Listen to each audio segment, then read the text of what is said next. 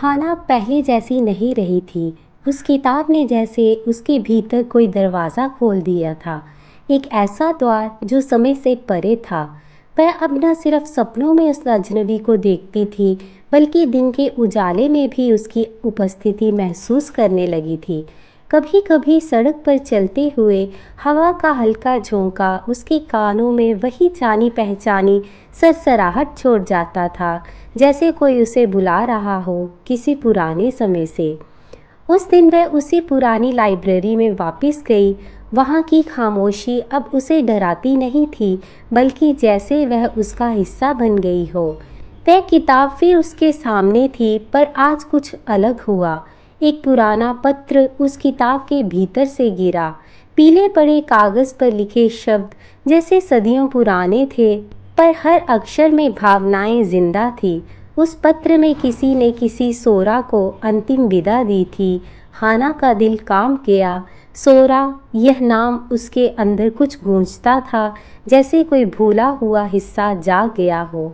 वह बैठी रही, उस पत्र को सीने से लगाए, आंखें बंद किए, और तभी एक झलक फिर आई। एक पुराना मंदिर, बर्फ से ढकी पहाड़ी, और वही चेहरा, वही आंखें। पर इस बार उस अजनबी के चेहरे पर मुस्कान थी, और हाना वो मुस्कुरा रही थी, एक दूसरे के हाथ थामे। पर अगले ही पल सब बिखर गया। आग, युद्ध और चीखें। हाना की सांसें तेज हो गई। यह कोई सपना नहीं था, यह उसकी यादें थी, और वह जान गई थी कि उसके अंदर एक और जीवन सांस ले रहा था। वह अब सिर्फ जानना नहीं चाहती थी, वह उस जीवन को दोबारा जीना चाहती थी। उस रात जब सारा शहर चांदनी में डूबा हुआ था, हाना की नींद अचानक टूट गई। पर इस बार कोई सपना नहीं था, बल्कि जागती आंखों से वह उस मंदिर को देख रही थी, जिसकी झलकें उसके जहन में आती थी।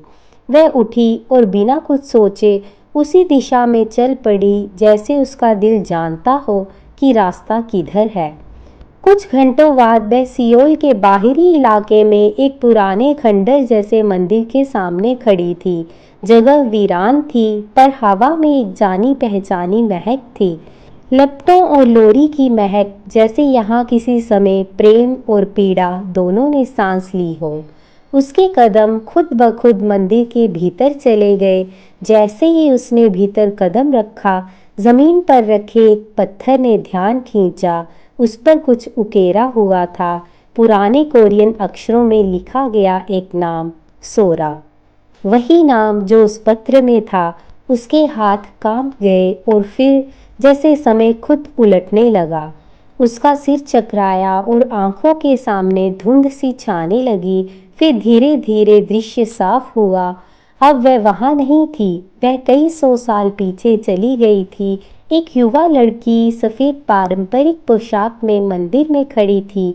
उसकी आंखों में डर था, और सामने वही योद्धा ली वॉन था। उसके शरीर पर जख्म थे, पर उसकी आंखें सिर्फ उस लड़की को देख रही थी, हाना को नहीं, बल्कि उसके पहले जन्म को। वह दृश्य दिल तोड़ देने वाला था। चांद की देवी की पूजा हो रही थी, और ली वोंग को अमरता का श्राप दिया जा रहा था, क्योंकि वह इंसानी लड़की से प्रेम कर बैठा था। प्रेम की कीमत चुकानी होगी, ये शब्द अब उसके अंदर गूंजते थे। और तभी सब कुछ गायब हो गया। हाना फिर उसी खंडर में खड़ी थी, सांसें तेज, आंखें नम। पर इस बार उसके अंदर डर नहीं था, उसे सच दिख गया था।